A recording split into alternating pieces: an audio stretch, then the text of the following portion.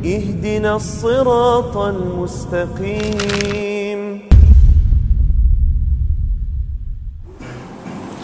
Bismillahirrahmanirrahim. Assalamualaikum warahmatullahi wabarakatuh.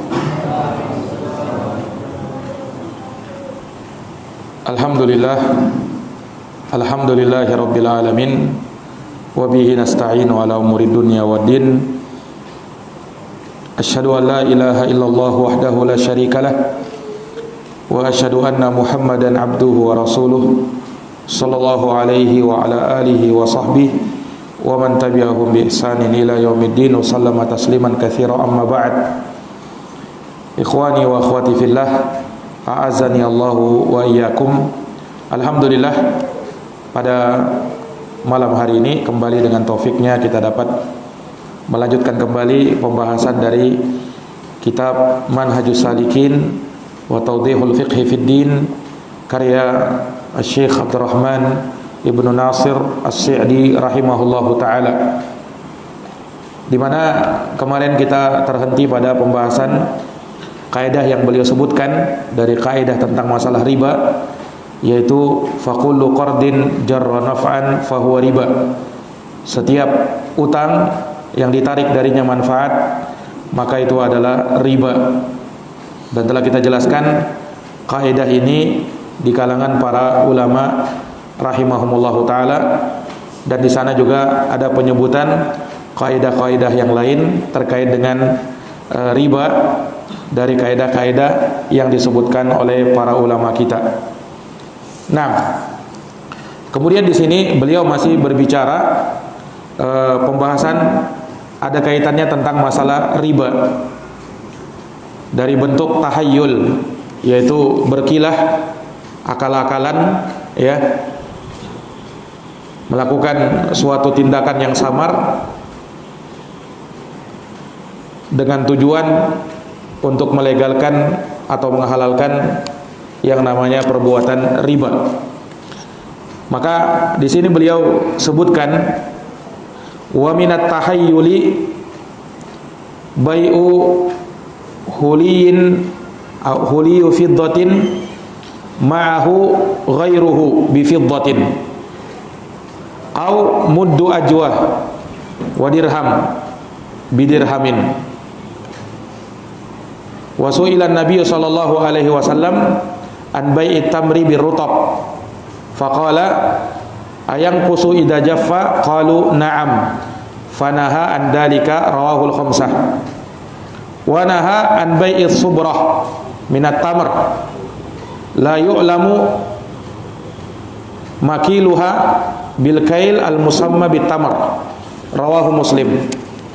Wa amma bai'u ma fi dhimmah fa in kana ala man huwa alaihi jaz wa dalika bi syarti qabdi iwadih qabla tafarruqi li qaulihi sallallahu alaihi wasallam la ba'sa an ta'khudaha bi si'ri yaumiha ma lam tatafarraqa wa bainakuma syai' rawahul khamsah wa in kana ala ghairihi la yasih li'annahu gharar. Nah, jadi kata beliau wa minat tahayyul, di antara bentuk tahayyul berkilah dalam masalah riba, yaitu bai'u huli fiddatin ma'ahu ghairuhu bi fiddah, menjual perhiasan perak, ya, menjual perhiasan perak, ini perhiasan yang terbuat dari perak, ma'ahu ghairuhu, yang pada perhiasan perak tersebut ada zat yang lain, ada benda yang lain. Misalnya ada permatanya, ditukar dengan bifiddatin, dengan perak murni, ditukar dengan perak murni. Ini perhiasan perak yang bercampur dengan zat lain, ditukar dengan perak murni. Nah, au muddu ajwah, atau dalam kasus mud ajwah, wa dirhamin bidirhamin, yakni satu mud kurma ajwa ditambah dengan satu dirham, ditukar dengan satu dirham, ditukar dengan satu dirham. Iya.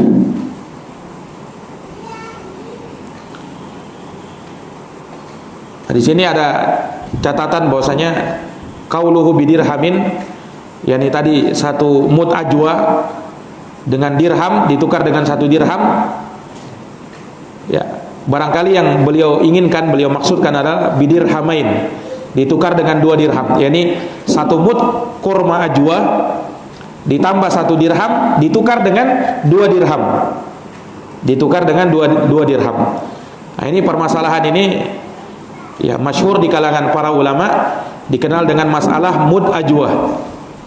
Dikenal dengan mud ajwa. Mud itu ukuran satu kumpulan telapak tangan orang biasa, ya. Ketika dia satukan seperti ini namanya satu mud. Ya, diisi korma ajwa. Diisi korma ajwa. Maka mud ajwa yakni satu mud korma ajwa seperti ini.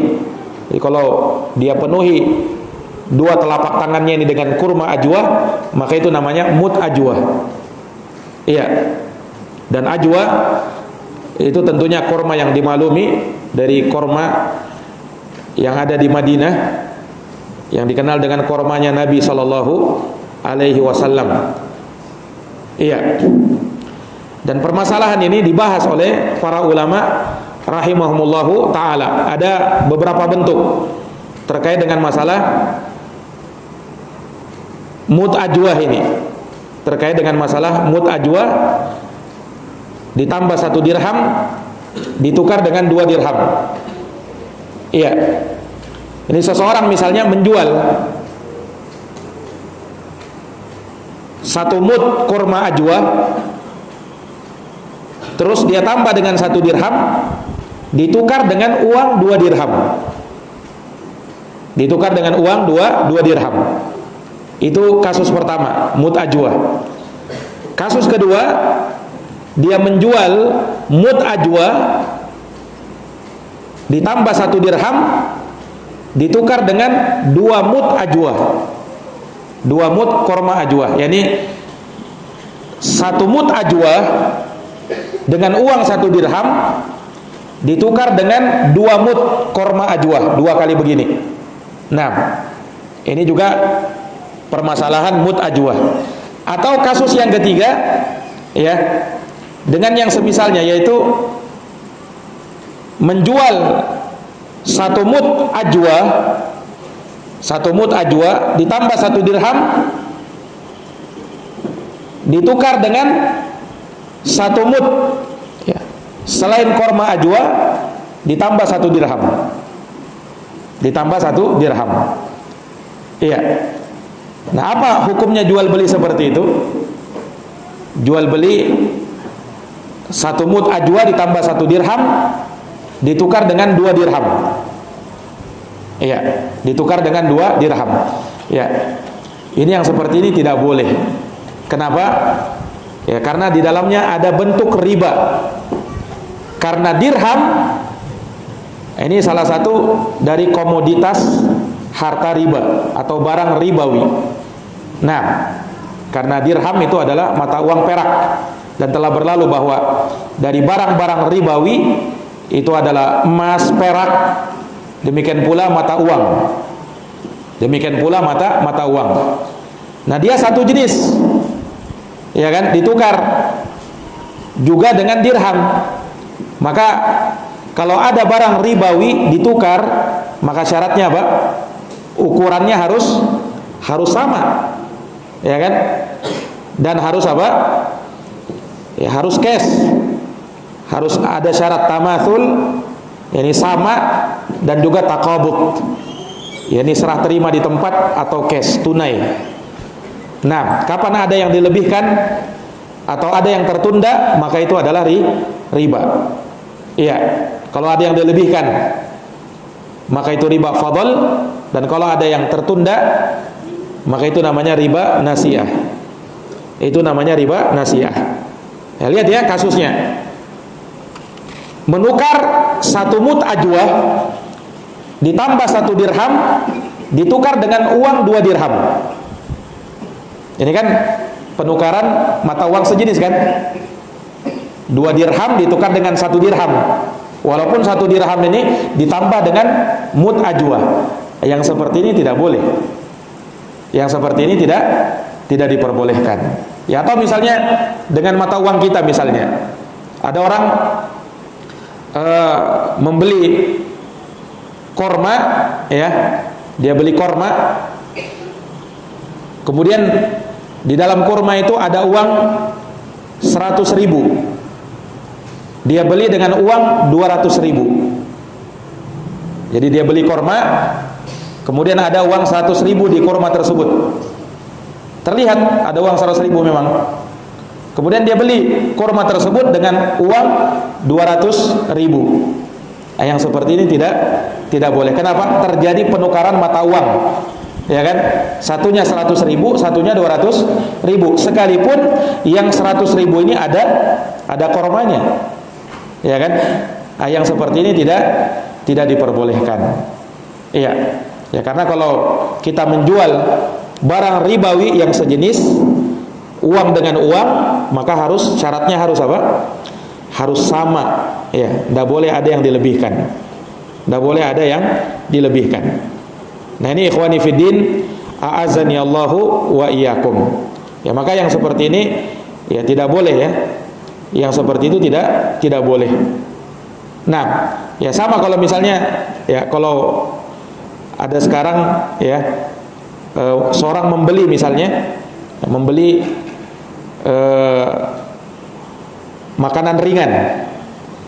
Dalam makanan ringan itu ada hadiahnya uang. Ada hadiahnya apa? Uang. Nah, kemudian kita beli. Ini kan biasa, ya. Terkadang ada makanan-makanan ringan berhadiah uang. Iya. Ya, mungkin makanan ringannya dibeli dengan harga misalnya 5.000. Dibeli dengan harga berapa? Harga 5.000. Ya, kemudian di dalam makanan ringan tersebut terbungkus uang misalnya 4.000. Nah, yang seperti ini tidak boleh. Ya, walaupun hal tersebut sebagai hadiah. Itu kalau dipastikan, kalau memang dipastikan pada makanan ringan tersebut mesti ada uangnya. Beda kalau misalnya pada makanan ringan tersebut ada hadiah yang tidak nentu hadiahnya. Selama yang kita beli adalah makanan ringan, maka itu tidak jadi masalah. Dipahami ini? Seorang misalnya beli makanan ringan, kan kadang makanan ringan ada hadiahnya, kan? Iya. Selama yang dia beli itu bukan hadiahnya, bukan ingin mengejar hadiah, tapi memang ingin makanan ringan tersebut, maka itu tidak ada masalah. Itu tidak ada masalah. Sehingga bukan dia harapkan hadiahnya, tapi memang makanan ringannya. Nah, keliru kalau misalnya ada orang beli makanan ringan yang seperti itu, snack-snack, ya, tapi memang dia sengaja mengejar hadiahnya. Nah, itu tidak boleh. Ya. Misalnya makanan ringan itu berhadiah. Ada sebagian yang harus mengumpulkan kata, ya, seperti mengumpulkan kata. Kalau sudah terkumpul kata itu, maka bisa dapat hadiah motor misalnya, bisa dapat hadiah emas misalnya. Maka orang-orang pun dia borong itu makanan itu, dia borong snack-snack itu, supaya bisa mengumpulkan huruf-huruf tadi. Yang seperti ini boleh atau tidak? Tidak boleh. Kenapa? Karena ada gharar. Dia membeli sesuatu untuk untungan, ya kan? Bisa dapat, bisa tidak dapat. Dan itu gharar, jual beli yang tidak jelas. Iya, dan dia untung-untungan kayak orang berjudi. Dan yang seperti itu tidak boleh. Yang seperti itu tidak diperbolehkan. Nah, ini para hadirin yang dirahmati dan dimuliakan oleh Allah Subhanahu wa taala. Iya. Jadi terkait dengan masalah menjual barang ribawi dengan yang sejenis, ya, dan bersamanya ada barang yang lain, ya, dengan barang ribawi yang sejenis, maka kalau terjadi penukaran syaratnya harus sama dan harus tunai atau kontan.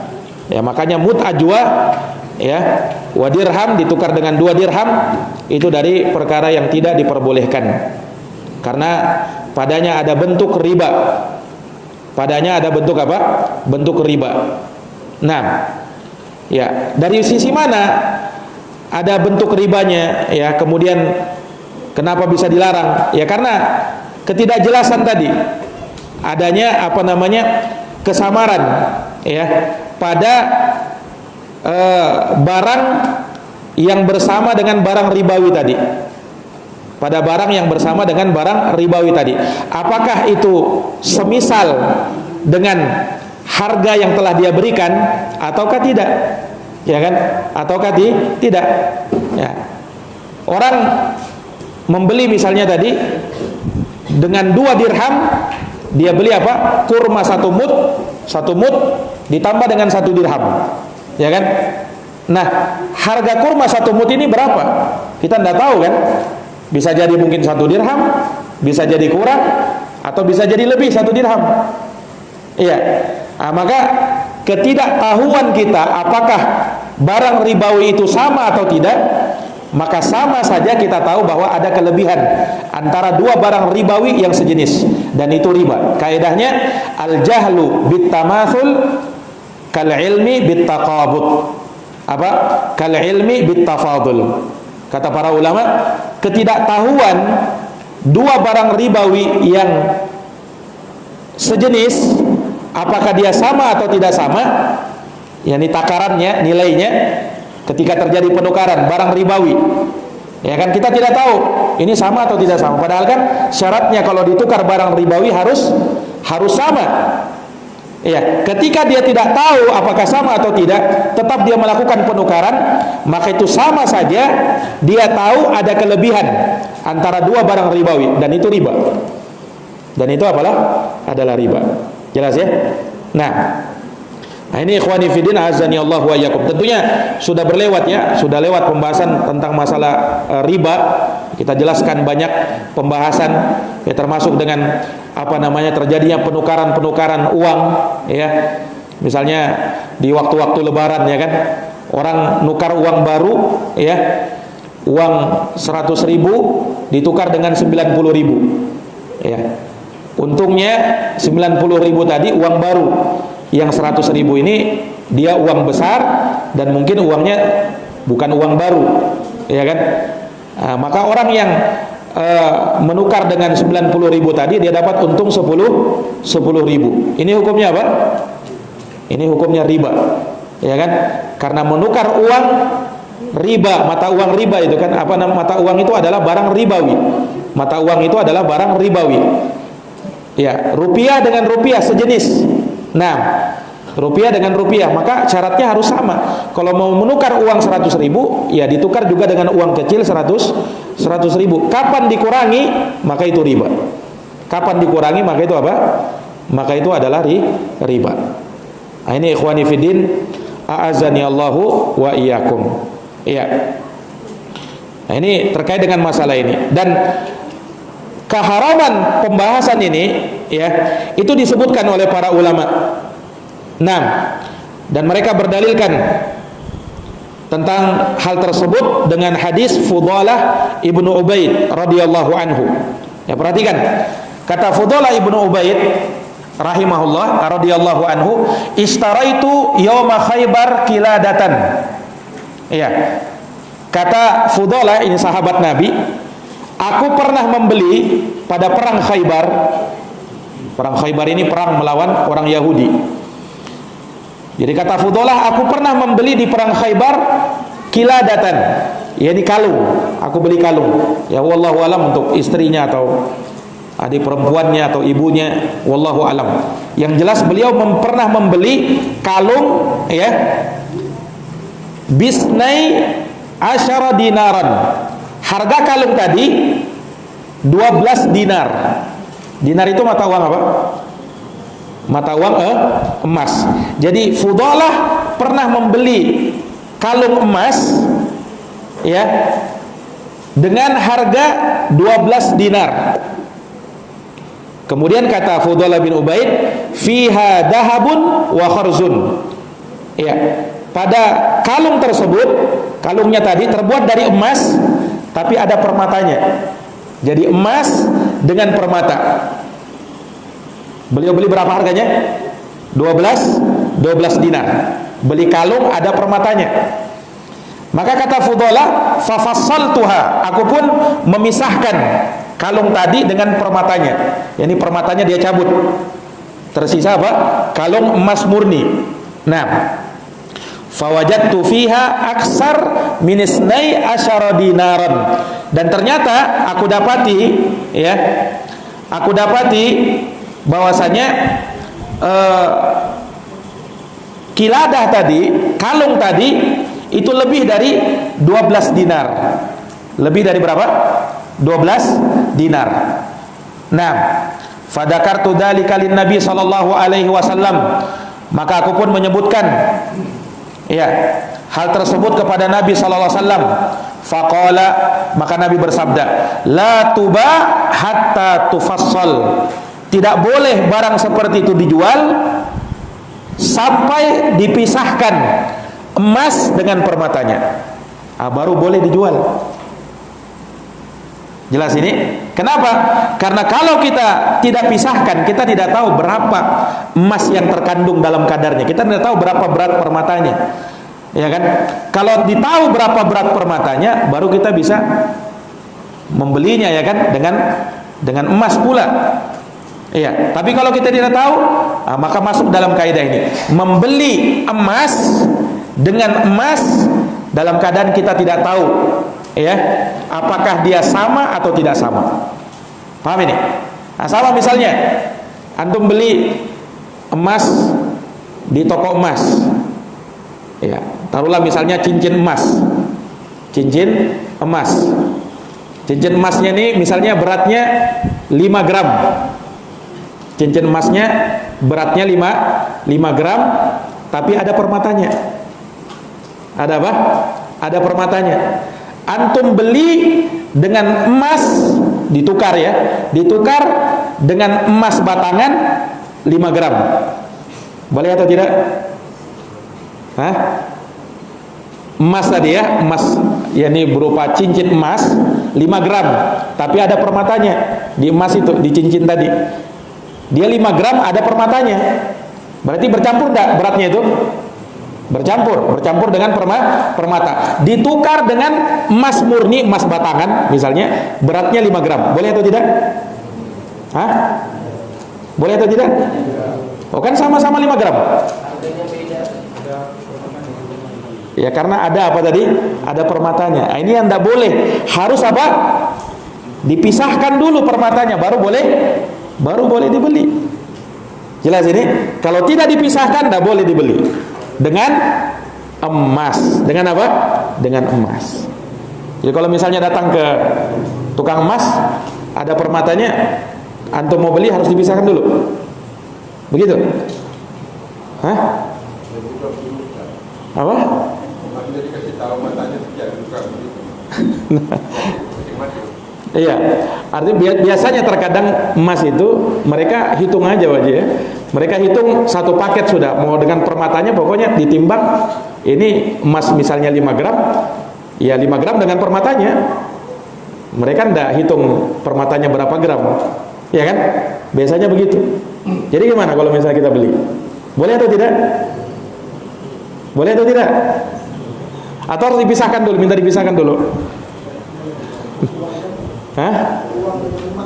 Nah, ya, uang dengan emas boleh, ya kan? Yang tadi tidak boleh apa? Emas dengan emas. Jadi harus detail ya. Yang tidak boleh apa? Kalau emas ditukar dengan emas. Tapi kalau antum beli emas dengan uang, tidak ada masalah. Karena apa? Dua barang ribawi tapi berbeda. Kalau berbeda boleh tidak dilebihkan? Boleh. Kalau berbeda boleh tidak dilebihkan? Boleh, asalkan apa? Taqabud, harus tunai, tidak boleh ditunda. Itu aja syaratnya, ya kan? Kita sudah pernah jelaskan bahwasanya kalau ada dua barang ribawi, kalau sejenis, syaratnya ada dua. Harus sama, setara, dan harus tunai. Tapi kalau beda jenis, sama-sama barang ribawi tapi beda jenis, ya. Beda jenis, satunya uang, satunya emas. Uang barang ribawi, iya, emas barang ribawi, iya, karena beda jenis, boleh tidak ditukar? Boleh tidak dilebihkan? Boleh dilebihkan, tapi syaratnya harus tunai. Jelas ini? Nah, jadi kesimpulannya boleh enggak beli emas yang ada permatanya dengan uang? Boleh. Jelas ya? Nah, jadi jangan sampai salah sangka ya. Nah, jadi yang tadi itu kalau beli emas dengan emas, dia beli emas, cincin emas ada permatanya 5 gram, ditukar dengan emas murni 5 gram, nah itu tidak boleh. Harus dipisahkan dulu permatanya. Tapi kan kebanyakan orang membeli itu kan dengan apa? Dengan uang biasanya ya, kebanyakannya ya. Nah, ya. Dan tidak boleh kalau tukar tambah emas. Boleh tidak tukar tambah emas? Nah, itu tidak boleh. Kalau tukar tambah emas, ya kan? Harus dijual dulu emasnya, baru boleh dia beli. Misalnya ada orang ya bawa cincin emas lama, ya kan? Bawa cincin emas lama 5 gram. Dia tukar juga dengan dia mau beli emas baru juga 5 gram. Dia tambah. Ini 5 gram emas lama, saya tambahlah 1 juta. Saya tambah berapa? 1 juta. Tukar dengan emas baru 5 gram juga. Boleh atau tidak? Boleh atau tidak? Tidak boleh. Terus bagaimana solusinya? Dia kan mau emas baru. Iya, jual dulu emas lamanya, dia dapat uang, baru setelahnya beli emas baru. Begitu caranya. Jelas ini? Jangan langsung tukar, jangan langsung tukar tambah. Nah, ini permasalahan mut'ajwah tadi. Jadi penting ini ya, pembahasan-pembahasan yang seperti ini. Kalau orang keliru, bisa terkadang masuk dalam apa? Bisa terjerumus ke dalam riba. Taib. Ikhwani fiddin, a'azani Allahu wa iyyakum. Maka ini permasalahan mut'ajwah. Kemudian kata beliau menyebutkan hadis ya dari Nabi sallallahu alaihi wasallam, kata beliau, wasu'ilan nabiyyu sallallahu alaihi wasallam an bai'it tamri birrutab.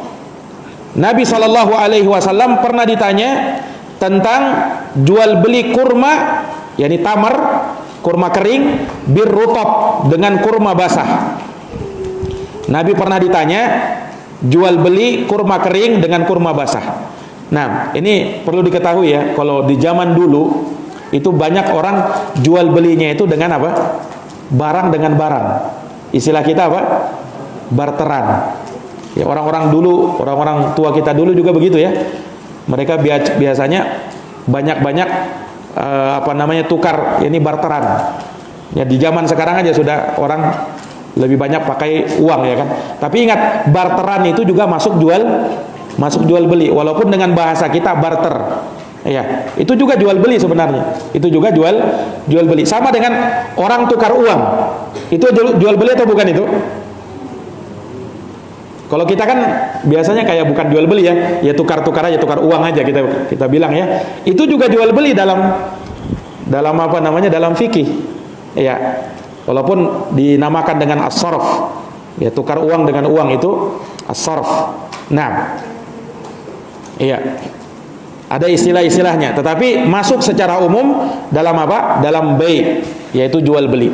Dalam apa? Dalam jual beli. Makanya banyak contoh-contoh itu, ya misalnya membeli emas dengan emas. Terlebih di zaman Nabi, mata uang mereka dulu adalah dinar dan dirham. Dinar mata uang emas, dirham mata uang perak. Nah, sehingga memang sering terjadi pertukaran antara emas dengan emas. Emas dengan emas. Taib. Di sini Nabi pernah ditanya ya, hukum tentang jual beli kurma kering dengan kurma basah. Taib. Begini ya. 1 kilo kurma basah ditukar dengan 1 kilo kurma kering. 1 kilo kurma basah ditukar dengan berapa? 1 kilo kurma kering. Iya. Taib, pertanyaannya, kurma itu barang ribawi atau bukan? Barang ribawi, ya kan? Termasuk dari 6 barang ribawi yang disebutkan oleh Nabi, at-tamru bit-tamri. Kurma dengan kurma, itu barang ribawi. Paham ya? Barang ribawi. Jangan dipahami kalau dibilang barang ribawi itu berarti haram. Enggak. Maksudnya barang ribawi ini kalau ditukar, barang-barang ini syaratnya lebih ketat. Tidak sama dengan barang lain. Paham? Itu maksudnya barang ribawi. Kurma itu termasuk barang ribawi. Baik, boleh enggak menukar kurma kering 1 kilo dengan kurma basah 1 kilo? Boleh? Tahu kurma basah? Rutop itu kurma yang masih muda. Kurmanya masih, kalau pernah lihat rutop itu kurmanya masih kuning ya kan? Masih kuning sekali. Kalau kurma yang biasa kita makan itu warnanya sudah apa? Sudah coklat ya kan? Coklat hitam ya. Nah, itu tamar bahasa Arabnya. Kalau dia masih muda, masih basah, namanya apa? Namanya rutop. Boleh enggak nukar kurma 1 kilo, kurma kering, dengan kurma basah, kurma masih muda 1 kilo? Boleh? Boleh atau tidak boleh? Hah? Sama atau tidak? Sama. Enggak, sama-sama kurma. Bukan beda jenis, sama-sama kurma. Boleh atau tidak boleh? Boleh. Baik. Coba lebih detail lagi. Kurma kering dengan kurma basah. Kira-kira kurma basah itu nanti jadi kering gak dia? Jadi kering atau tidak dia? Jadi kering kan? Ketika kurma basah kering, kira-kira beratnya berkurang, bertambah, atau ada terjadi perubahan? Ya kan, terjadi perubahan intinya kan? Nah, berarti ketika terjadi perubahan, sama atau tidak sama? Sudah tidak sama. Nah, ini permasalahannya di sini. Makanya ketika Nabi ditanya tentang bai'ut tamar bir rutab, jual beli kurma kering dengan kurma basah, Nabi balik tanya, ayang kusu ida jaffa, apakah ya kurma basah tadi berkurang beratnya ketika dia sudah mengering? Faqalu na'am. Kata para sahabat, iya ya Rasulullah. Kurma basah tadi ketika sudah mengering beratnya berkurang. Yang tadinya 1 kilo, ndak lagi 1 kilo. Jelas ini? Ndak lagi apa? Ndak lagi 1 kilo. Nah, maka apa yang terjadi? Fanaha andalik. Nabi melarang hal tersebut. Jadi zahirnya memang seakan-akan sama kan? Zahirnya sama, 1 kilo sama 1 kilo.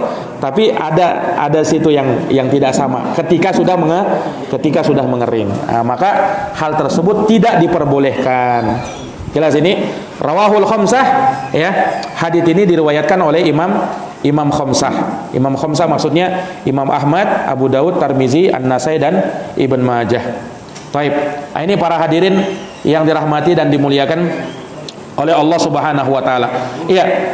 Permasalahan ini sebenarnya ada kemiripan ya dengan bai'ul aroya.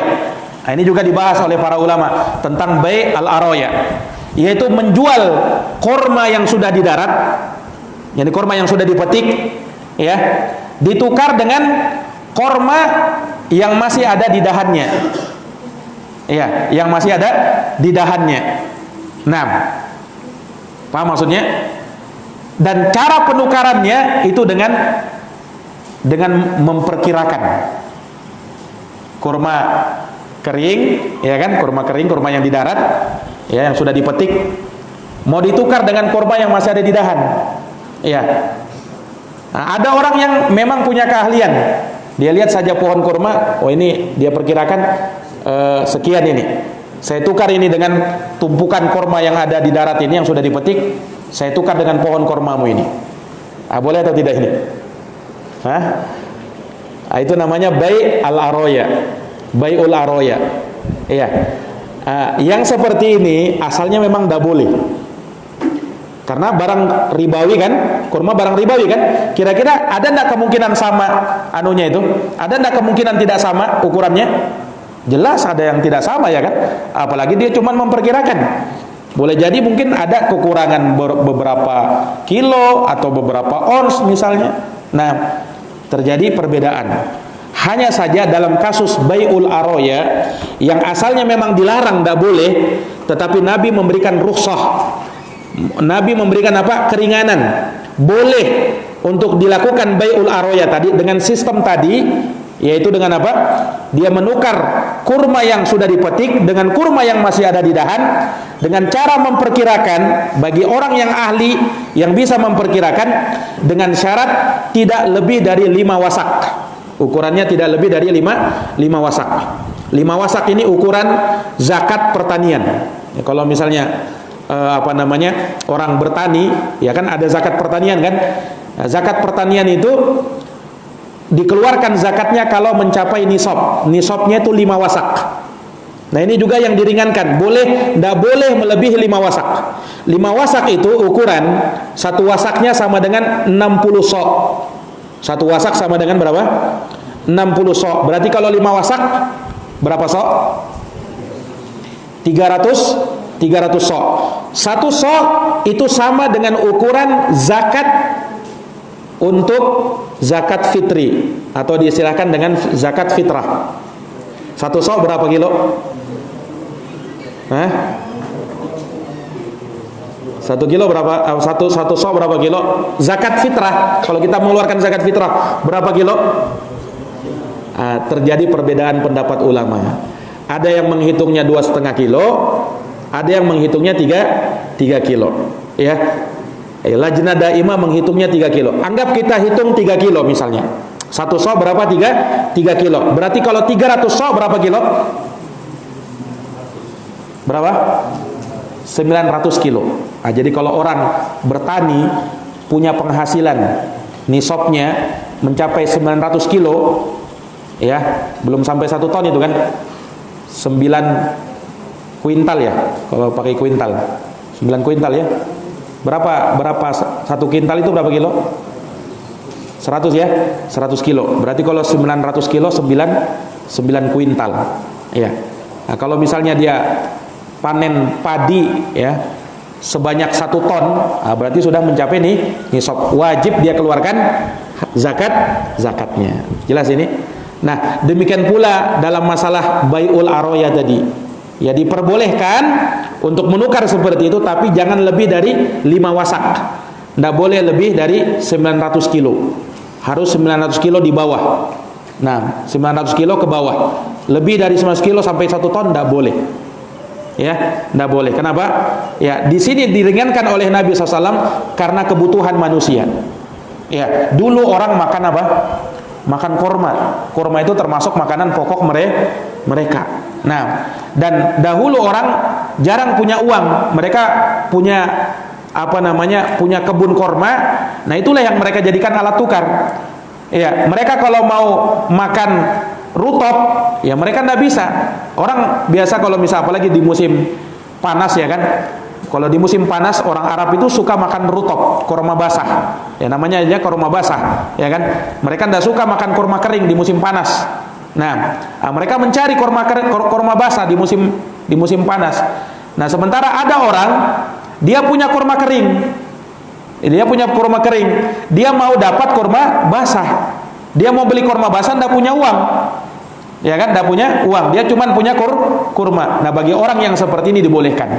Nah, sehingga kata para ulama memberikan syarat lagi, ya boleh yang seperti itu bai'ul aroya bagi orang yang membutuhkan saja. Bagi orang yang membutuhkan dan dia tidak punya uang. Artinya kalau dia punya uang tidak boleh bai'ul aroya tadi. Menukar kurma yang sudah dipetik ditukar dengan kurma yang masih ada di dahan. Jelas ini? Taib. Kalau begitu, boleh tidak seperti ini? Membeli gabah, tahu gabah? Apa itu gabah? Hah? Padi kan? Iya. Ditukar dengan beras. Ditukar dengan apa? Beras. Boleh atau tidak? Boleh atau tidak? Gabah ditukar dengan beras. Bukan dengan uang ya. Kalau dengan uang kan boleh. Nah, tapi dia beli beras dengan gabah. Dia tukar dengan gabah, masih padi ya kan? Boleh atau tidak boleh? Iya, ini tidak diperbolehkan. Kenapa tidak boleh? Hah? Iya, pertama beras itu barang ribawi karena termasuk makanan pokok. Dikiaskan dengan gandum ya kan, dikiaskan dengan kurma, maka beras termasuk barang ribawi. Nah, ada orang nukar gabah dengan beras. Gabah ini kan masih ada kulitnya kan? Nah, jelas tidak sama nanti ukurannya. Walaupun misalnya sudah saya beli berasmu 1 ton dengan gabahku 1,3 ton. Tidak sama kan? Tidak sama. Ya, walaupun seperti itu, ya, karena masih ada kemungkinan terjadi perbedaan nanti kalau sudah dihilangkan kulitnya tadi. Pas dia lihat dia hilangkan, oh ternyata menyusut sampai berapa kilo, ya kan, berapa ratus kilo. Nah, yang seperti ini tidak boleh karena ada kemungkinan selisih Ya, dari dua barang ribawi yang harusnya apa? Dijual harus sama. Sudah kita bahas kan? Kalau misalnya kita beli beras, ya, tukar beras misalnya 10 kilo, maka harus juga ditukar dengan 10 kilo. Kapan ada orang nukar beras 10 kilo dengan beras 20 kilo, maka hukumnya riba. Tapi bagaimana kalau 10 kilo itu beras 2 hati, yang beras 20 kilo beras bulog? Boleh enggak? Kualitas beda tidak? Beda kan? Kualitas beda. Tapi boleh? Enggak boleh. Karena beras barang ribawi, kalau ditukar harus sama. Lah Ustaz, saya enggak rugilah saya masa beras 20 kilo bulog ditukar dengan 20 kilo 2 hati. Kan beda kualitas itu. Nah, ya kalau enggak mau seperti itu, caranya bagaimana? Kau jual dulu beras apa? Beras bulogmu, ya kan? Kau jual dulu beras bulogmu, setelah dapat kau uang, baru beli beras 2 hati. Ada caranya, ada solusinya, ya kan?